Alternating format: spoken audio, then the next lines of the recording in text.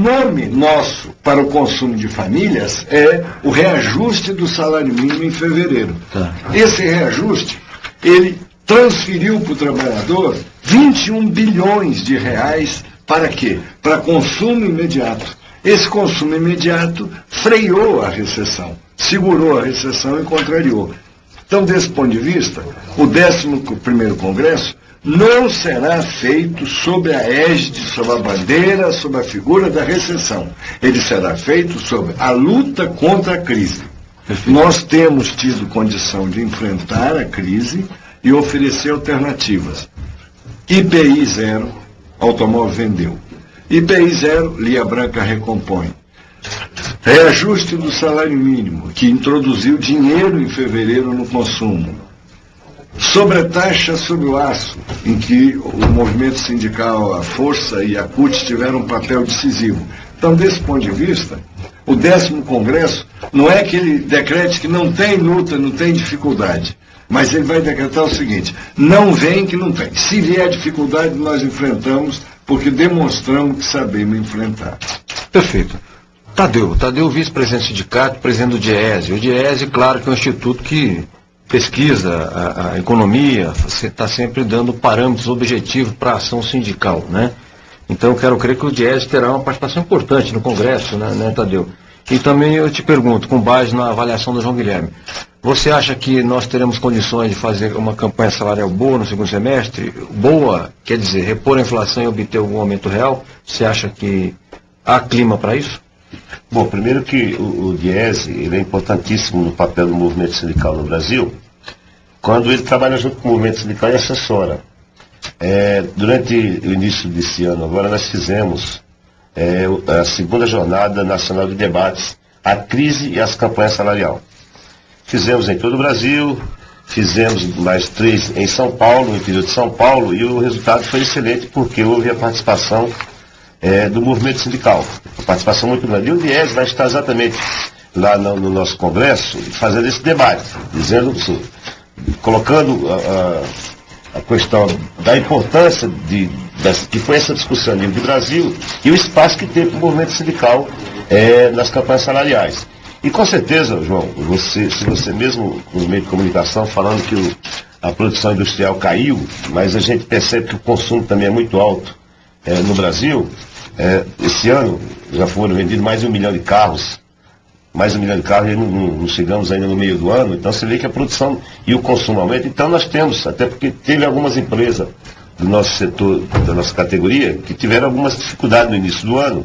Foi quando o sindicato fez a ação de você fazer a discussão do banco de horas, das férias, licença remunerada, das férias, e também até da redução da jornada de salário. Então isso deu um fôlego e recuperou as empresas e evitou as demissões. Então, essas empresas hoje estão produzindo, algumas empresas estão contratando, claro que a crise é setorial. Nós pegamos também a informação do PIB ontem, o setor que está em franco crescimento é o setor de alimentação, né? Esse setor, na medição do PIB, não teve tanta dificuldade. Mas, assim como o João falou da cesta básica também, da redução do IPU, também foi, o setor da construção civil também, alguns produtos tiveram a isenção. A redução do IPI foi com que a construção civil também se destacasse. Então, nós temos o espaço para repor a inflação, até porque algumas categorias já esse ano que já tiveram campanha salarial, levantamento feito pelo DIEESE, já obtiveram a reposição e também aumento real de salário. E claro que a nossa categoria sempre teve um bom acordo, excelente acordo, não vai ficar por baixo, não vai ficar por menos, e é por isso que nós estamos lançando agora, no Congresso, já a campanha salarial, porque nós queremos repor a inflação e também o aumento real de salário, e espaço para isso nós temos. Perfeito. Elza Costa Pereira, saúde a Elza, ela é diretora de Finanças do Sindicato Metalúrgico de São Paulo. Ela diz: parabeniza o programa e pergunta, aqui até para orientação de entendimento dos telespectadores. Quando começa e quando termina o Congresso, né? E qual a importância para, digamos, a condução das ações futuras do sindicato? Leninha, quando começa e quando termina o Congresso? O Congresso começa no dia 17, né? Na parte da manhã, 7h30 da manhã, os metalúrgicos já estão chegando nos sindicatos metalúrgicos. E termina no dia 19, na parte da tarde, com o show no qual já foi citado. Dia 19 que haverá posse da diretoria eleita. Temos a posse em dezembro, em janeiro, quando foi? A votação foi em março. Não, desculpa. Foi dezembro. E agora toma posse. E o presidente é o Miguel. É o Miguel Torres. E você acha que o sindicato sai fortalecido de um congresso? Toda vez que faz um congresso, fortalece a entidade, melhora assim, sua representatividade, aproxima mais a base da direção? Sim, o congresso só tende a isso, né? Porque, como já foi dito, a gente une diferentes delegados de diferentes empresas. Então, a representatividade é muito grande. Nós temos delegados que vêm, um de uma empresa, 3 de outra, 2 de outras. Então, é um número muito grande de empresas. E nesse encontro, nesses 3 dias, esses companheiros têm a oportunidade de também conversar entre si, de também trocar ideias entre si. E somando com aquilo que vai ser discutido no Congresso. Então, o Congresso, em todos os seus anteriores, e assim como nesse, a gente espera que ele só tende a crescer a organização dos trabalhadores. Perfeito. O Nildo aqui volta, o programa Viva é bom por causa disso, faz um ping-pong, né? O Nildo Nogueira diz assim, sobre a homenagem que vão fazer ao Joaquinzão, ele diz, na época da ditadura houve um questionamento sobre a posição dele, se era mais à direita ou mais à esquerda. E ele diz, ele na época mandou um telegrama ao presidente Ernesto Geisel lamentando as prisões e a brutalidade com que eram tratados não só sindicalistas, como jornalistas. E que ele queria que o Geisel atuasse punindo o responsável pela tortura, pelo assassinato, enfim, pela violência.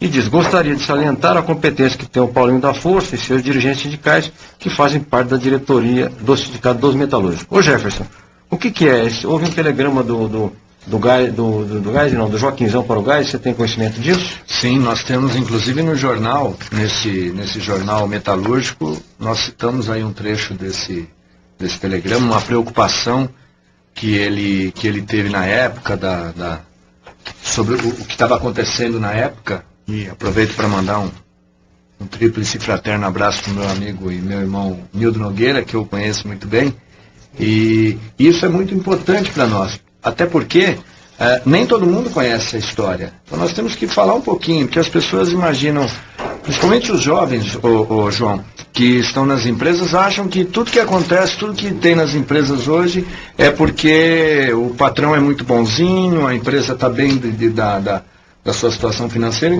então ele pode beneficiar o trabalhador, mas não, ele tem que saber que isso tudo veio através de uma luta, veio através de uma batalha, que o movimento sindical, que o sindicato é atuante, é combativo, e isso os jovens precisam saber. Em todas as assembleias que eu faço, eu sempre lembro, sempre falo das conquistas que o sindicato faz, porque é muito fácil você chegar e criticar às vezes o que já tem. Só que você não sabe o quanto foi difícil conquistar aquilo que já tem ali naquela empresa e quantas pessoas perderam seus empregos, quantas pessoas, no caso da história do movimento sindical, morreram, perderam a sua vida para garantir o que nós temos hoje aí para beneficiar os trabalhadores. Perfeito. A Bárbara pergunta, Santana, eu vou passar para o Tadeu, vice-presidente do sindicato. Quando um congresso desse porte começa a ser realizado e quantas pessoas estão envolvidas? Precisa de uma infraestrutura, né, Tadeu? Reunir 1.200 pessoas. Água, café, crachá, pasta, comida, né? 3 dias ali, tem que dar um certo suporte. O Congresso foi assim, mobilizou, na verdade, toda a diretoria do sindicato, assessoria, inclusive foi montada uma comissão pela diretoria com diretores e assessores para organizar o Congresso, e todos os seus funcionários do sindicato, assessores de fora. Então, assim, um congresso que mobiliza muita gente, mas, assim, eu acho que isso é pequeno, o tamanho que vai ser o congresso, né? Porque o tamanho desse sindicato, o trabalho que é feito pela diretoria, assessoria, trabalho, assim, ele vai ter um resultado muito proveitoso para o trabalhador. Então, assim, reuniu muita gente, João. Além disso, você tem a posse, também que é um momento importante. As posses anteriores da diretoria foi realizada fora de um congresso, desse ano vai ser diferente, até porque mostra a importância que é esse congresso. E é a primeira vez na história que a diretoria toma posse do congresso, né? Que isso é importante porque não só a diretoria, também você vai valorizar o delegado sindical, a figura do trabalhador que fica dentro da fábrica, lutando dentro da fábrica, organizando o sindicato dentro da fábrica e trazendo o trabalhador para o sindicato. Então, muita gente participou dessa organização, mas sim, o resultado final vai superar essa grande quantidade de pessoas que trabalharam muito. Estão trabalhando e vão trabalhar mais, né? Porque mesmo no final do show, até no final do show do Jean Giovanni, vai ter uma equipe que vai estar lá para organizar e limpar também o prédio, que vai ser feito lá na rua do Galvão Bueno, lá na sede do Sindicato dos Metalúrgicos. Perfeito. Olha, a Elza Pereira volta aqui e diz assim, na verdade eu quero saber quais as diretrizes que o Congresso vai dar para a categoria. E eu vou passar para o João Guilherme acrescentando o seguinte, eu conversei com o João Guilherme esses dias e ele me dizia que uma das preocupações, até uma das propostas do Congresso é que a Convenção 58 da OIT seja, de certa forma, digamos assim, aplicada para os delegados, ou seja, que os delegados passe a dispor daquela, não é estabilidade, da garantia contra a demissão imotivada que prevê a Convenção 158. É isso, João Guilherme? E que mais de diretriz apontará esse Congresso? Eu quero ressaltar o que eu estou chamando a grandiosidade do Congresso. 1.200 delegados, os diretores, os assessores, a casa como uma colmeia, mas de trabalho. Por exemplo, vou explicar uma coisa que pode surpreender as pessoas que estão nos ouvindo. O delegado, quando se inscrever na manhã do primeiro dia, ele receberá um cupom. No fim do primeiro dia de trabalhos, ele troca aquele cupom por um outro. Essa troca é uma garantia que o delegado participa o tempo todo no evento. No dia seguinte de manhã, novamente, quando ele se apresenta nos grupos de trabalho, ele recebe um cupom que ele troca à tarde. E então haverá um controle muito forte a respeito da presença e da participação. Significa o seguinte, o Jefferson explicou, o sindicato conseguiu, e é uma vitória, liberar os trabalhadores para o Congresso. Mas isso não significa que esses trabalhadores ficarão soltos em férias. Eles são liberados para trabalhar durante o Congresso. E trabalhar em quê? Nos temas que o